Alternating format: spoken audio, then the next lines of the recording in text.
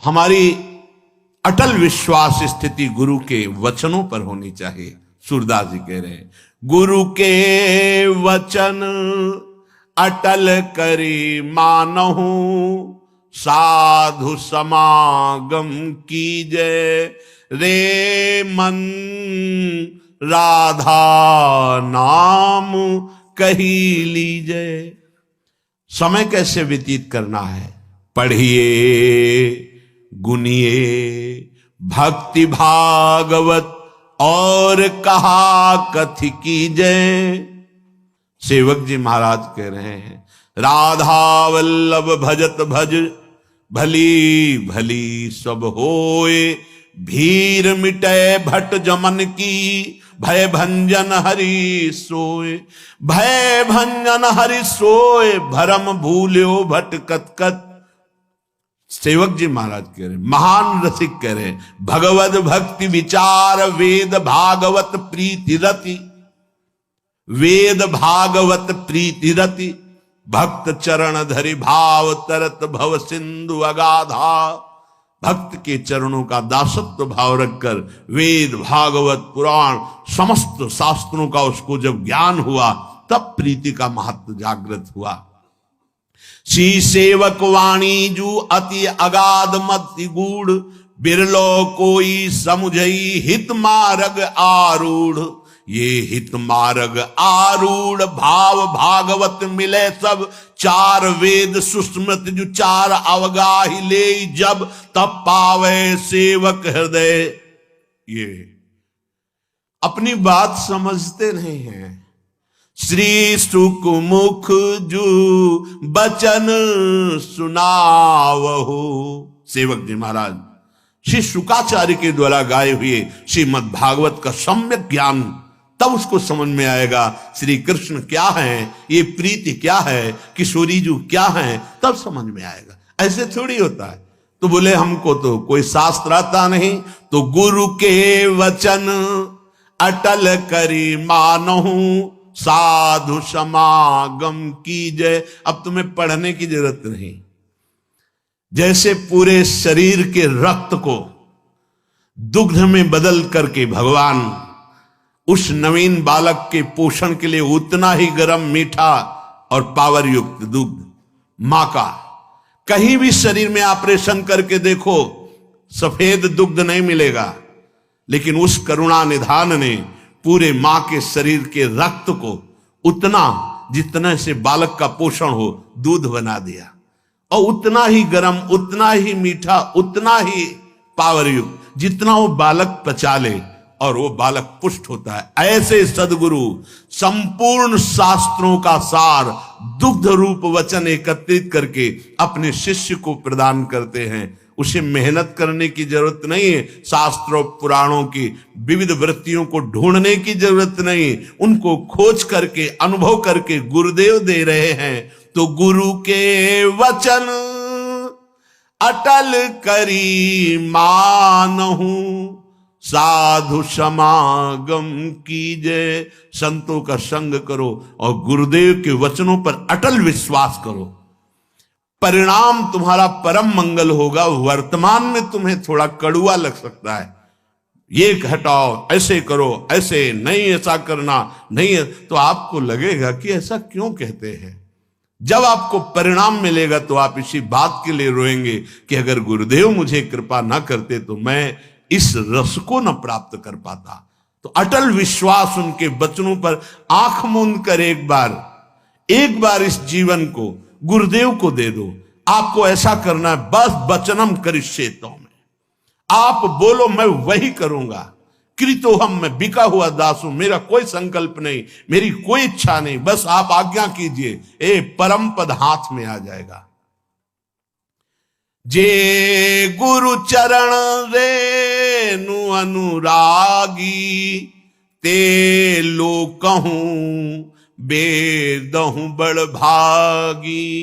जे गुरु चरण रेनु सिर धरही, ते जन सकल विभव बस करही। श्री गुरु पद नख मणिगण ज्योति, सुमिरत दिव्य दृष्टि होती। बंदो गुरुपद पदुम परागा, सुरुचि सुबास सरस अनुरागा। गुरुदेव भगवान की चरण रज माथे पे चढ़ी हुई है, उनकी आज्ञा का पालन हो रहा है और उनके चरणारविंद के आश्रय वृत्ति हृदय में जागृत हुई तो दिव्य दृष्टि प्राप्त हो जाएगी।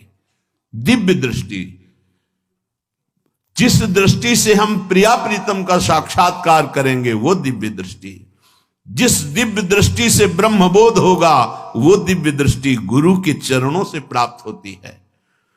हमारा समय भगवत चिंतन, भगवत चर्चा, भगवत लीला गुण गायन में व्यतीत हो, कर्तव्य कर्म करते हुए राधा नाम बिन जन्म बाधी, वृथा जीवन कह जीजे। यदि नाम नहीं चल रहा राधा राधा राधा जिह्वा में तो बेकार का जीवन है, चाहे अरबों रुपया जमा कर लो, असंख्यों मरोगे तो एक पाई नहीं हाथ से ले जाओगे। लेकिन 10 बार भी राधा राधा का है तो तुम्हारा पिंड नहीं छोड़ेगा। लोकांतर में जहां भी जाओगे ये भारी पड़ेगा। 10 बार भी राधा नाम, इसका हिसाब ब्रह्मा भी नहीं दे सकते। राधा नाम में स्वयं ठाकुर जी बिक जाते हैं। और क्या, राधा नाम रस बहो जात है, तृषावंत हुए पीजे। राधा नाम सुधार समरसी तुम जिह्वास तुम्हें बिह्वला।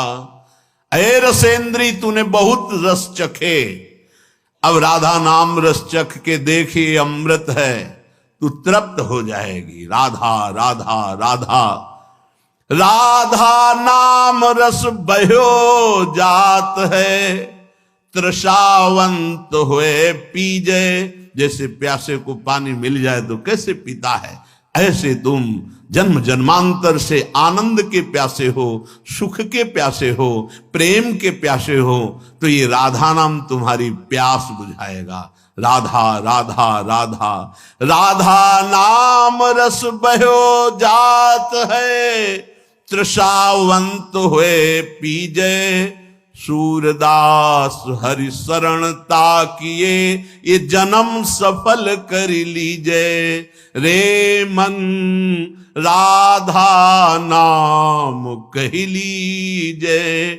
सूरदास जी कहते हैं प्रिया प्रीतम की शरण में रहो, निरंतर नाम जप करो, जीवन को सार्थक कर लो।